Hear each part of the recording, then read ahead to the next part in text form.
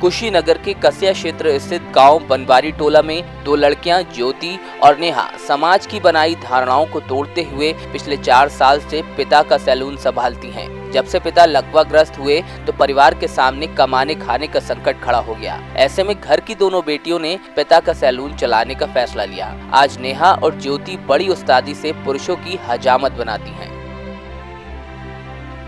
छोटी बेटी नेहा ने बताया कि साल 2014 में 7 बेटियों के पिता ध्रुव नारायण लकवे का शिकार हो गए। पिता 4 बेटियों की शादी कर चुके हैं। उनको जब लकवा हुआ तब ज्योति 13 और नेहा महज 11 साल की थी। ध्रुव नारायण गांव में ही दाढ़ी बाल बनाने की छोटी सी दुकान चलाया करते थे। पिता का लकवाग्रस्त होना परिवार के लिए किसी पहाड़ टूटने से कम नहीं था।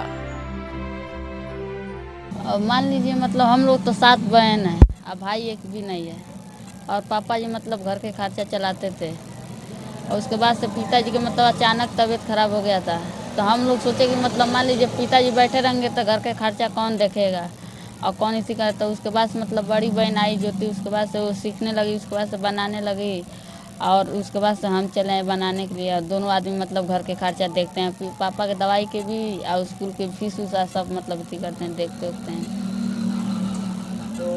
खाली समय में आप लोग यहाँ पर आते हैं? जी मतलब मान लीजिए संडे मतलब पूरा दिन रहते हैं, कभी कभी मतलब शुक्र और बुध को मतलब छुट्टी मार देते हैं दुकान पर रहने के लिए।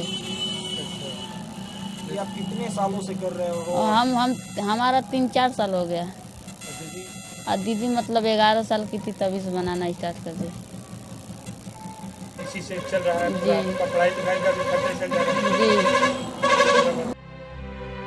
लड़कियां मर्दों की हजामत बनाएं, ऐसा शायद इस छोटे से गांव में इतना स्वीकार्य नहीं था। लेकिन इन दोनों बहनों के पास दुकान संभालने के अलावा और कोई चारा भी नहीं था। लिहाजा पिता की बीमारी के चलते इन लड़कियों ने मर्दों की हजामत बनानी शुरू कर दी। नेहा और ज्योति के पिता ध्रुव नारायण कहते हैं कि उनकी बेटियां बेटों से कम नहीं, बस सरकार से थोड़ी मदद की उम्मीद जरूर है।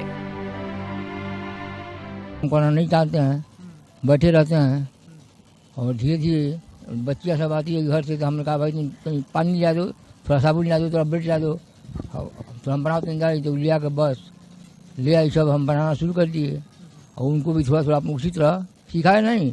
वो छूला पड़ते और पानी लाते धोते ही बरस में सीख ली दोनों लड़कियाँ।